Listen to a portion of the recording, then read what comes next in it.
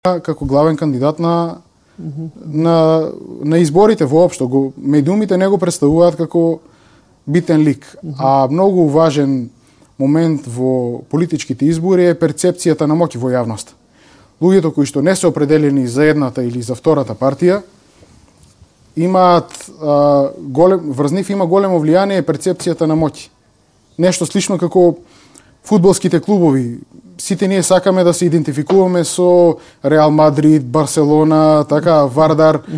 Ретко кој е навивач на Гетафе во Шпанија, така? Значи, луѓето како луѓе се привлечени од моќ. Не, поентата ми беше мене друга. Сакам да кажам дека начинот на кој што се наметнуваш на политичката глобална сцена во Америка, за разлика од тука кај нас, таму значи правиш нешто добро, се бориш, работиш, учиш, зборуваш јавно на ново настани, во медиумите излегуваш.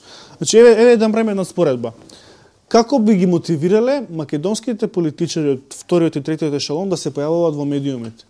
Зошто мораме ние да ги молиме? Ама знаеш зашто мораме да ги молиме? Бидејќи во Македонија одат вака нагоре. Јасно. А во Америка не, мора да се појави на локалните медиуми, на регионалните медиуми, мора да се наметне најноста преку гостување во емисии. Така. Тоа е така. И фактички во Македонија да беше вака, мене ќе ме молеа за да гостуваат. Ќе чекаа пред телевизија се една редица од втор, трети ешелон ќе ме молеа да дојдат тука, така, ама се ја обратно, се јас ги молам. Така е. Зошто? Бидејќи он нема потреба да се наметне јавноста, бидејќи него не го бира јавноста, него го бира моќниците во Скопје, нели? Моќниците во Скопје кажуваат кој ќе биде прв во Кочани, кој ќе биде прв во Прилеп, кој ќе биде кандидат за пратеник, значи тоа е тоа кога оди од горе надоле. Да беше обратно, ние ќе имавме дебати поише.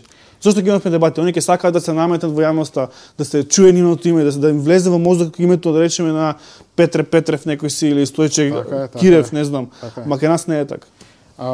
Затоа во Америка политичката сцена е многу поинтересна, подинамична кај нас. Да, и мора да понудат нешто конкретно на јавноста. Идеологија. Тие таму се трудат, прават анкети за потребите на јавноста, тоа од што јавноста се плаши, тоа што јавноста го бара и на тој начин ја формулираат нивната изборна кампања. Так. А тука едноставно политичарите, политичките водачи не ги интересира тоа за тоа што според мене се навикнати на еден стар систем во кој што тие мислат дека се шефови, ќе се шлепаат така додека се живи, а плюс тоа имаат многу повеќе народ во Македонија кој што навистина е цврсто врзан за партиите поради многу лошата економска состојба. Ние имаме 30 и кусур проценти невработеност и мораме да разбереме дека тие луѓе јасно име дека многу битен елемент е политиката и мора да се врзат со некого. И политичарите едноставно не чувствуваат потреба да им се додворат на нив. Знаат, тие се нивни, зошто да му се додворува? Зошто да му нуди било што? Зошто да излегува во јавност? Нема потреба. А во однос на неопределените, тука се сложувам дека има голем простор за политичко влијание, кој што нашите постоечки партии не го имат искористено. Например, на последните избори во 2011 година, СДСМ доби повеќе од 134.000 гласови повеќе од КУКУ во 2008 година. А ВМРО ДПМН изгуби некаде 45.000 гласови. Можеме да се сложиме дека тие се тие шетачките гласови, така? Така. Епа, доколку би понуделе идеологија, доколку би понуделе реални решенија, доколку би понудиле нешто кој што ќе им влезе во умот на овие шетачки гласови, кои што практично ги одлучуваат сите избори, така. Тие може да им се додворат и да ги привлечат кон себе си. Некоја трета опција сакаш да кажеш? Како трета опција која што би им се додворила баш на нив, која што би понудила конкретни решенија на реалните проблеми, јасни, едноставни. Тие се околу 100-200.000 луѓе? Околу 190.000 луѓе со тоа што треба да знаат. Тие што ги одлучуваат изборите фактички, така. Да. Бидејќи двете партии имаат по 200.000 статични. Така. Да кажеме дека на последните избори беа толку шетачки гласови. Сега да замислиме дека околу 35 до 40% од гласовите не излегуваат воопшто на гласање. Од гласачите. И сега што се случува? Доколку некој понуди навистина квалитетен гласачки производ, да излезат. Можеме да очекуваме дека барем 5% од нив ќе излезат на гласање баш за таа опција, тоа се околу 30.000 гласови. Значи, јас гледам простор за реална прогресивна партија што ќе понуди квалитетни решенија на јавноста, која што ќе има нова внатрешна структура во која што народот, самите членови во партијата, ќе бидат тие што ќе ги бираат и градоначалникот, и својот председател, и својот извршен одбор. Наистина, многу тешко ќе може да се постигне таква хиерархија на партија. Единствено, кога се појави нова партија, како што викаш ти, на центарот, која што би понудила другачија структура, но тоа ќе биде многу тешко, ќе треба многу за тоа време. Па сега можеби на тебе не ти е верно, но јас направив статут на нова партија која што се нарекува Слобода и напредок. Таа е партија на центарот, но партија на вистински центар која се бори за вистинската централна идеологија, блиска до либертарианизмот. Не е се уште регистрирана, но се надевам дека ќе соберам интелектуална маса која што... Ти ги анализираше партиеве и заклучи дека дојде на време за нова партија? Јас ги анализирав партиите и заклучив дека е време за нова партија, заклучив дека имам способност да напишам статут во кој што таа партија ќе биде со радикално напредна структура, која што е многу поедноставна и подемократска од постоечките партии. Замислите вие дека во нашата партија општинските членови, да кажеме во општина Делчево, членовите на Слобода и напредок, нека бидат 1000 членови. Тие ќе бидат гласачите кои што на внатрешни избори за име и презиме ќе гласаат за еден од 10-тината кандидати за председател на партијата во општината, општински председател. И кој ќе добие најмногу гласови, тој ќе биде општински председател. Нема никакво бирање од горе надолу, нема никакво делегирање од горе надолу. Тие кои општинските членови ќе ги изберат, тој кој општинските членови ќе го изберат, тој ќе биде председател. И не само тоа, од кога ќе дојде време за локални избори, тој ќе биде по автоматизам кандидат за градоначалник од нашата партија. Нема да има втор циклус на одлучување во партијата од горе надолу, па председателот на партијата да одлучува меѓу 2 или 3 кандидати кој да биде кандидат за општински, за градоначалник, како што се случува сега во реалноста, иако во некои општини базата не го сака некој од кандидатите, председателот на партијата одлучил дека ќе биде вториот и тој мора да оди како градоначалник. Не, кај нас тоа не постои. Нема механизам во партијата на кој председателот на партијата или било кој член на било кој друг орган или комисија одредува кој ќе биде кандидат или одредува кој ќе добие повеќе гласови. Единствен критериум за кандидат за општински председател е да одржал 2 бесплатни предавања за јавноста. И ова е уште еден дел на револуционерноста на нашата идна партија.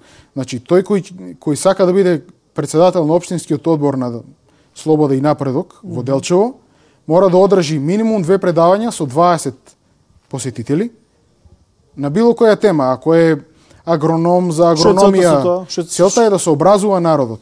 Ако е политичар за политички систем, ако е за економија за економски систем, што е БДП, например, што е како да си пресметаат камата. Еве сега ми текне момент кој што баш го одразува колку е различен тој систем што ние го заговараме.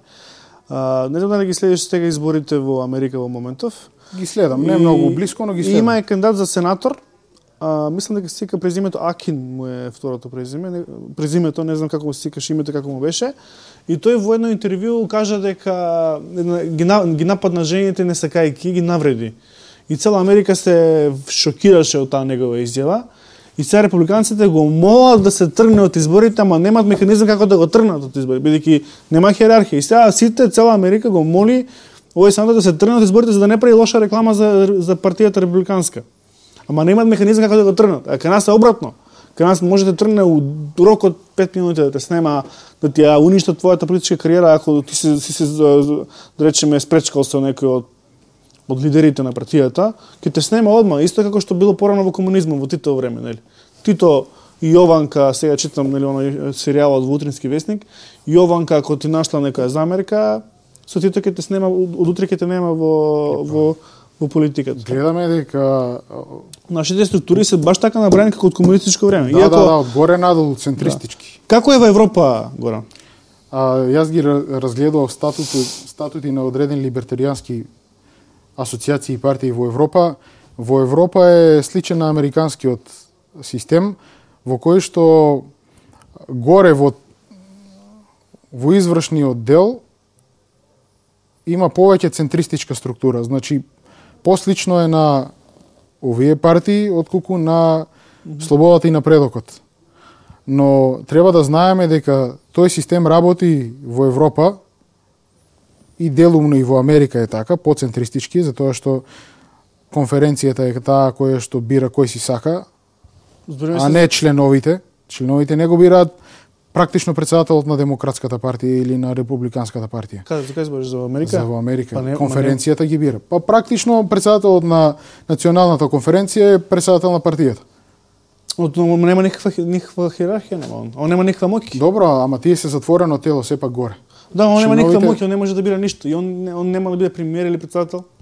Има политичка моќ во општеството. Да, но сепак нема хиерархија, нема. Ворете во општеството неговата политичка моќ е многу послаба. Тоа е многу битно и друго нешто. Он не може да каже кој ќе биде сенатор, не може да каже кој ќе биде градоначалник, не може да каже кој ќе биде гувернер, воопшто ништо. Не може да поставува на работни места. Не може да дава тендери. Како е во Европа? Како се организирани партиите во Европа? Еве речеме ЦДУ, ЦСУ, овие главните партии во Германија, како се организирани? Нив не ги анализирав, ги анализирав либертаријанските асоциации. Тие имаат председател, имаат благајник, не генерален секретар и одредени комисии и извршни органи. Значи, кај нив е малку поцентристичка партијата од ова што јас го предлагам, но кај нив тоа работи баш како што ти спомна. Поради тоа што тие луѓе немаат реална моќ која што ќе ги корумпира, немаат толку силна реална моќ која ќе ги корумпира и луѓето не сакаат да избегаат својата држава, нема каде да бегаат, затоа тие мораат да останат таму и се трудат да бидат честни. Покрај тоа што, значи морално се потикнани да бидат честни, така, не сакаат никаква црна дамка на нивното реноме и плюс тоа имаат многу посилни правни системи. Таму ако некој направи проблеми со архивата во партијата, не заведе некој битен документ или пренесе пари од својата сметка на туѓа сметка, многу лесно тоа судовите ќе може да го прочепкаат и да го нема. Покрај тоа што луѓето се понезависни. Тие под него во партијата, тие што се во органите, тие не сакаат човек да ги води човек кој што е корумпиран. Значи, едно што има поголема демократска свесност, членовите понезависни се, сакаат да ги контролираат тие над нив, посилен судски систем и затоа работи тој малку поцентристички систем во Европа и во Америка. Ама кај нас тоа не може да работи. Затоа што премногу реална моќ имаа партиите. Ние треба во партиите да створиме механизам според кој нивната реална моќ ќе се намали, а доколку се корумпираат, лесно да бидат изфрлени и луѓето во партијата да имаат мотивација да ги изфрлат. Например, од каде ја црпат нашите партии моќите? Ќе разговараме во втори дел на емисијата, ќе разговараме малку и за она слобода, бидејќи во Македонија малку другаче се гледа на слободата и личните права. Ќе разговараме малку и за економија, а ќе го довршиме мовето сега од каде е токавата моќ на партиите. Ако сакаш покажи само ќе го покажеме во втори дел, и спореди со во втори дел, што иначе станете